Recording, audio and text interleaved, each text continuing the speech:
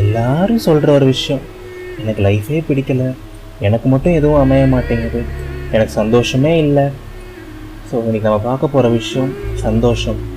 உண்மையிலே யார் தாங்க சந்தோஷமாக இருக்கா? ஒரு பெரிய பணக்காரனா? அப்படி பார்த்தா அம்பானி இன்னொரு வானத்துக்கும் பூமிக்கும் குதிச்சுட்டு இருக்கணுமே. காரு பங்களான்னு புகழோட வாழ்கிற செலிப்ரிட்டியா? அப்படியே அவ்வளோ செலிப்ரிட்டி சூசைட் பண்ணிக்கிறாங்க. ஸோ இப்போ அவங்களும் சந்தோஷமாக இல்லைன்னா உண்மையிலே யார் தாங்க சந்தோஷமாக இருக்கா? ஒரு எக்ஸாம்பிள் சொல்கிறேன்.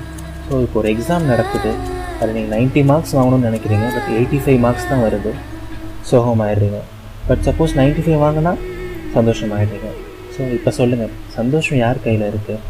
நம்ம கையில் தாங்க இருக்குது, நம்ம எதிர்பார்ப்பில் தாங்க இருக்குது. பட் அதுக்காக நான் உங்களை ஆசையே பட வேணான்னு சொல்லலை, பேராசைப்பட வேணான்னு தான் சொல்கிறேன். சாட்டிஸ்ஃபேக்ஷன் ஒன்று கண்டிப்பாக வேணுங்க, திருப்தின்னு சொல்லுவாங்க.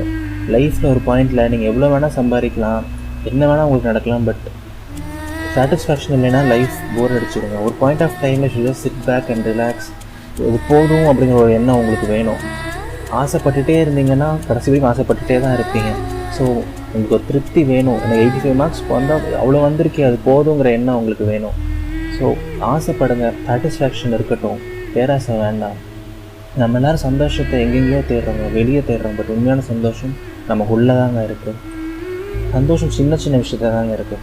நம்மளோட ஃபர்ஸ்ட் சேலரி சந்தோஷம், அதில் நம்ம அம்மாவுக்கு ஒரு ட்ரெஸ் எடுத்து கொடுத்தா சந்தோஷம், அடுத்த வேலை சாப்பாட்டுக்கே வழியில்லாத இருக்க ஒருத்தருக்கு சாப்பாடு வாங்கி கொடுத்து அவரோட சிரிப்பை பார்க்குறது சந்தோஷம், நம்ம மனசுக்கு பிடிச்சவங்களோட கை கோர்த்து நடக்கிறது சந்தோஷம், நமக்காக யாருமே இல்லைன்னு அழுதுட்டு இருக்கும்போது சாஞ்சிக்கு ஒரு தோல் கிடைச்சா சந்தோஷம், அழுகையில் கூட சந்தோஷம் இருக்குது.